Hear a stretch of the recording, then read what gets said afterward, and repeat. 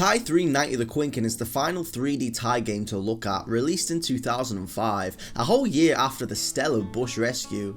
In my review for the original Ty the Tasmanian Tiger, I mentioned how the mid-2000s was a weird time for mascot platforming games, as the majority of them became more mature, wanting to cash in on the booming success of the Grand Theft Auto series and trying to find a market in the teenage audience. This trend must have been lingering in the back of Chrome Studios' mind as they teased an edgier direction in the 100% ending of Ty 2. I have no problem with a tonal shift as long as it's done right. Look at Jak 2 for example. That game deviated massively from the Kiddie Collectathon original, but managed to not go too overboard and become a parody of itself, something that Shadow the Hedgehog failed to realise. Still, I really thought that Chrome was onto something with Ty 2. It had the perfect mix of platforming challenges, collectathon elements, and a ton of fun, short vehicle missions to spice things up. It's confusing to me that after such a positive release, Chrome was so quick to deviate away from this and wanted to take this series in yet another direction. Maybe their plan was to always have the Ty games be radically different, but I wouldn't know considering I can't find any background information surrounding this game. I've never played this game before this review. It was never released in the PAL region for whatever reason, and it was only made available worldwide in 2018 on the PC, a long time after I had Ty on the brain. It might have had something to do with how the publisher changed from EA to Activision, or perhaps the series underperformed over here. Still, I can play it now in glorious HD, so maybe waiting around was worth it. The game presents itself as being a little spooky on the title screen as yellow beady eyes are staring at you upon boot up, and a ghostly little tune plays alongside the logo swaying back and forth. The game immediately starts following the 100% ending of Bush Rescue as the Bunyip Elder transports Ty and Shazza into the world known as the Dreaming.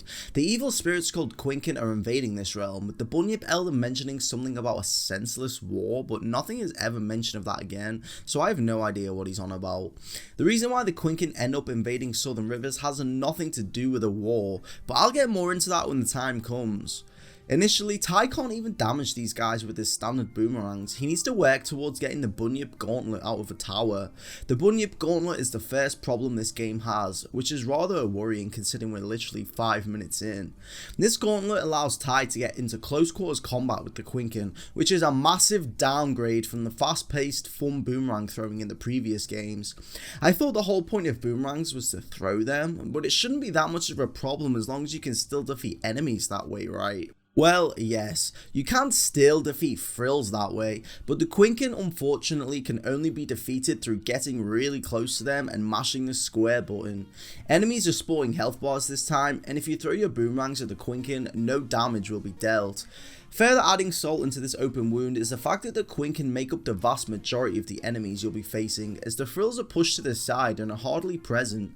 That means for the majority of the fights, I simply skipped over having to engage in combat. I'm sorry, but if you're gonna have the combat system be worse than the previous games, as well as being mind-numbingly simple and repetitive, then I'm just going to go out of my way to avoid having to do it. The game does have times when it forces you into fighting waves of enemies, and the developers probably incorporated these areas because they knew the majority of players would simply walk around the enemies otherwise. This design choice is a rather questionable one.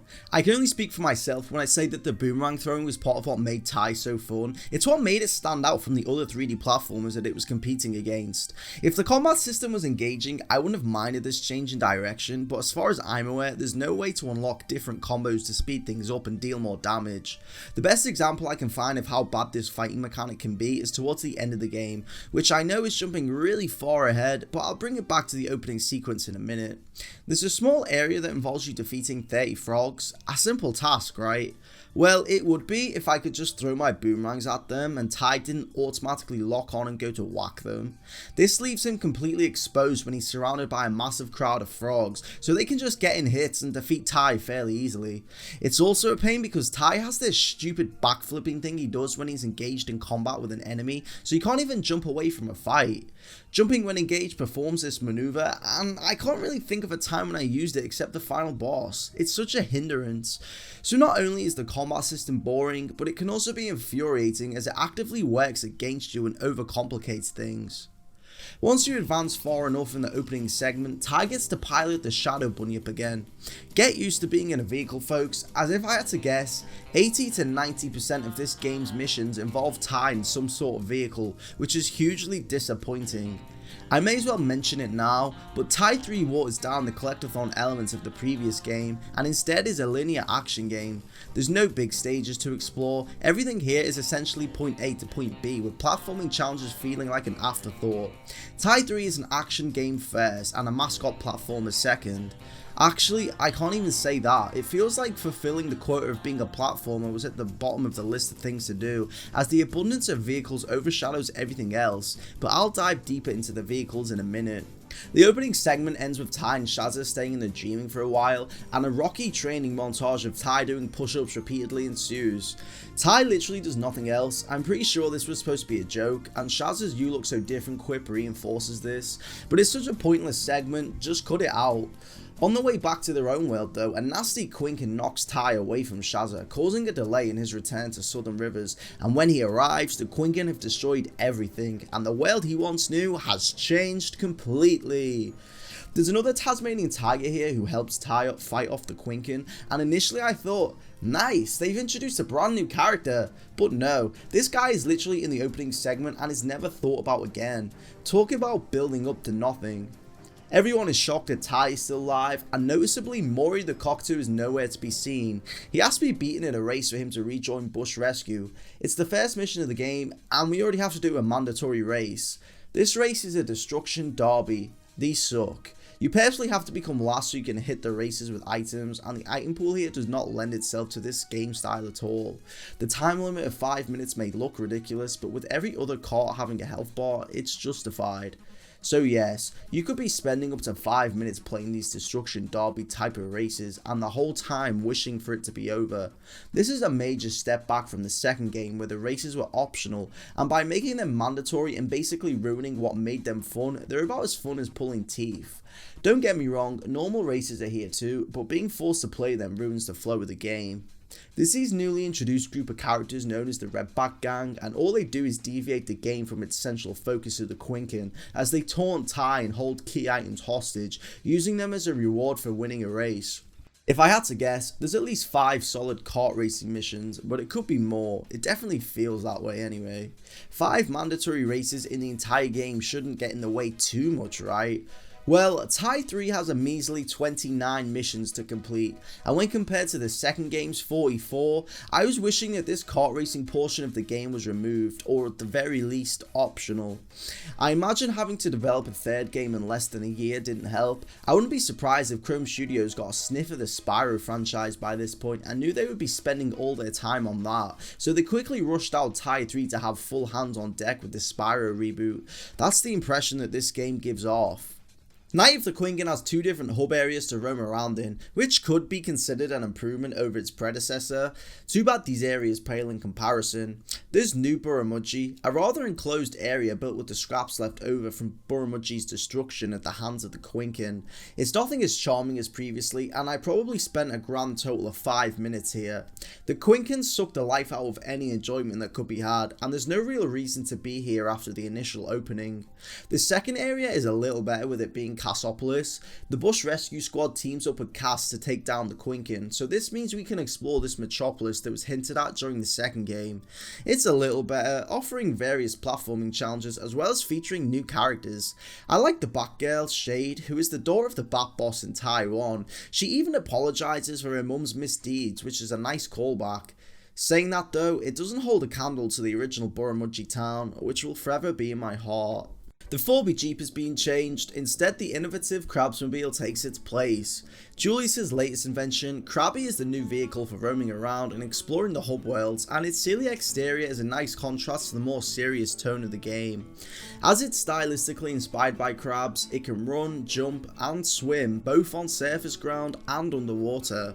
It also comes equipped with unlimited missiles and 2 giant pincers to snap enemies in half. This thing is great. I love how they've taken a standard vehicle such as a car and made a different vehicle more suited to the platforming and fighting that the overworld focuses upon. There are platforming challenges to attempt, which can be tricky due to the nature of the vehicle's jumps and controls, but they offer a good distraction. Krabby controls fine. I quite like how much easier it is to move around when you're not strapped to the backside of a car. You can also get a ridiculous sense of speed if you keep a chain of jumps going, which I'd always attempt before getting stopped at my massive record of 3 in a row.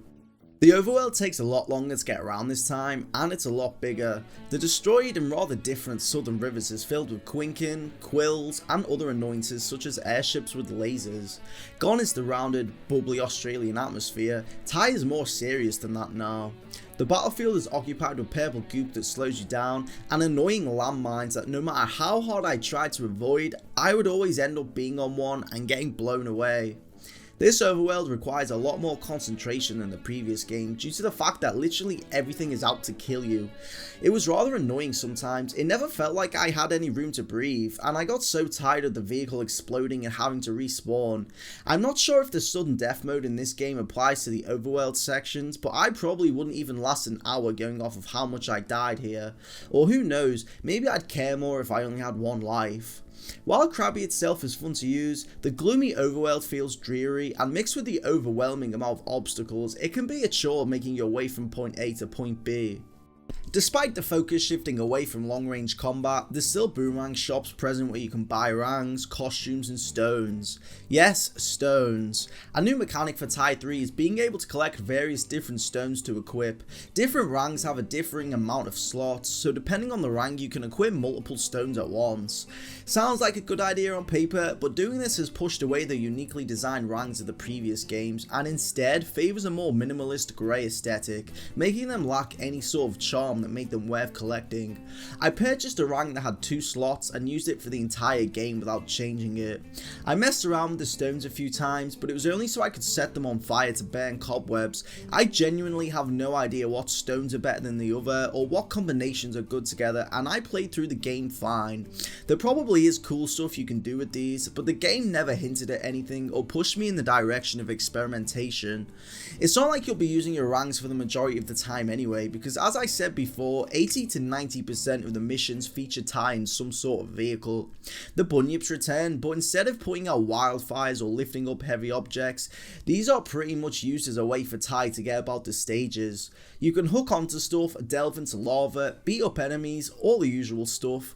Too bad the mechs move at a snail's pace and you'll be pleading for the game to let you get out and explore everything on foot. Due to the focus shifting towards the mechs, the stages don't feel like proper levels, they purely exist as an area for you to complete a mission and move on. The levels in the previous games felt like they were crafted with genuine passion and thought, whereas here they just plonk you in a random area and have you complete a measly task before moving on. Annoyingly, sometimes the game will have you run through the exact same area just in a different bunyip. The whole game feels so repetitive due to this, and it just feels so lifeless. The battle arenas from the previous game return too, that the evil Carlos uses to test on Ty. These would be fun little distractions if the entire game didn't consist of fighting, so I don't see the point of their inclusion here. In the previous 2 reviews, I banged on about how much passion was oozing from the Ty games, but here, that Australian passion is gone and is replaced by lifeless bunyips and soulless stages. There's also the Gunyip missions, which essentially replaces the helicopter missions in the previous game. Imagine these like the aircraft missions in the Wrath of Cortex. They're on the same quality as the ones found within that game too. I don't enjoy these sections of the game. There's a lot of instances where the game forces you to use this thing, and every time I let out an audible groan. It's slow, there is a boost button, but even that doesn't help. And these areas are massive as their missions primarily focus on escorting a vehicle from one place to another or defeating the Quinkan aircrafts that occupy the sky. These missions are not fun and feel like they go on longer than is necessary.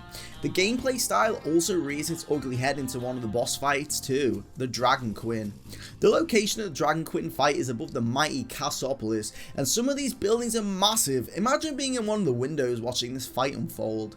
To be fair to this fight, I stupidly forgot that you could boost with the Gunyip until about halfway through the fight. As a result, it stretched on for far longer than necessary and resulted in a lot of stupid deaths from my end. Still, it wouldn't have made that much of a difference because after all, it's another Gunyip mission, and you know what I think about those. Pretty much every boss fight in this game feels like it goes on for far too long. The Hexaquin boss has so many parts to it and they all feel like they go on forever. There's a staggeringly low amount of fights here. There's a mini fight underwater which I beat in 43 seconds, and the series staple fight with Fluffy which just involves you punching her when she gets tired. The final boss though, what a drag. The Ty series has always had problems with its final boss, but this is the worst out of the bunch. The close quarters combat is not fit for purpose here. You have to jump behind the Quinkan and hit him in the back, which is a lot easier said than done. I died countless times, became frustratingly annoyed, and wanted to give up on the game at the last hurdle. Look at me, talking about the final boss without even mentioning any of the platforming elements of the game. Much like how I pushed the platforming to the side, so has Night of the Quinkan. There's no giant stages to explore like the first game, no cool platforming challenges or areas to explore like in the second. Night of the Quinkan's platforming and on foot sections can be described as corridor levels that primarily focus upon fighting. They're more like enemy gauntlets than a platforming stage, which is hugely disappointing after how enjoyable the other games were. There's less emphasis on collecting in this game, so naturally the areas to run around in have lost their spotlight and have been relegated to simple paths. There was one cool area involving Dennis. It was on an island somewhere, and it's probably the biggest area in the game that Ty runs around on his feet. Although, even this is still working towards an end goal and houses a lot of linear sections. Nothing here holds a candle to the previous two games, so if you're looking for platforming within your mascot platformer, maybe look somewhere else. Night of the Quinkan is a lot more character driven and story motivated than the previous releases. All the characters you know and love are here, and while their importance within the story fluctuates, they're given a lot more screen time and lines, especially Sly. I don't know what happened with this guy. He's animated weirdly and seems to have a new voice, but he's in this game so much more than the previous two, which is a nice building of the brotherly bond the Tasmanian Tigers share. Shazza serves as a key role because she gets kidnapped. The damsel in distress trope is used as a leverage for Boss Cass to have Ty under his wing, which in turn means Ty and Fluffy are working together too. I like this dynamic, and it's actually Sly who scolds the two and brings them together. There's a few instances where Fluffy joins Ty for the stage, and even one where Shazza joins in too, creating a witty trio of enemies turned pals. Dennis the Frog has been developed from his days of being scared in the dark, because now he's the leader of the rebellion, but hands down, the biggest character that has changed is Goobo Steve. A funny collectible in Bush Rescue, and an integral part of Night of the Quinkan. I never mentioned it in the previous video, but throughout the conversations with Steve, he's always talking about them and they, and rambling on about other nonsense. Well, the facts are, he wasn't talking nonsense, and he was actually talking about the Quinkan the whole time. Steve is the Quinkan master and puts the gang on their merry way to defeating the Quinkan for good. If you couldn't guess it by the end of the game, Boss Cass is actually the one responsible for the Quinkan arriving at Southern Rivers, and at the end of the game, he gambles on defeating Ty and the Quinkan in one shot. Too bad Fluffy stops him, a nice little character moment for her. With the emphasis being on darker atmosphere this time, it means the soundtrack has to cooperate too. The Australian twangy sounds have been swiftly reduced, with the score favouring serious rock tracks and orchestral moments. There's still chill tunes here too, such as Kakaboom Islands track, but these moments are few and far between.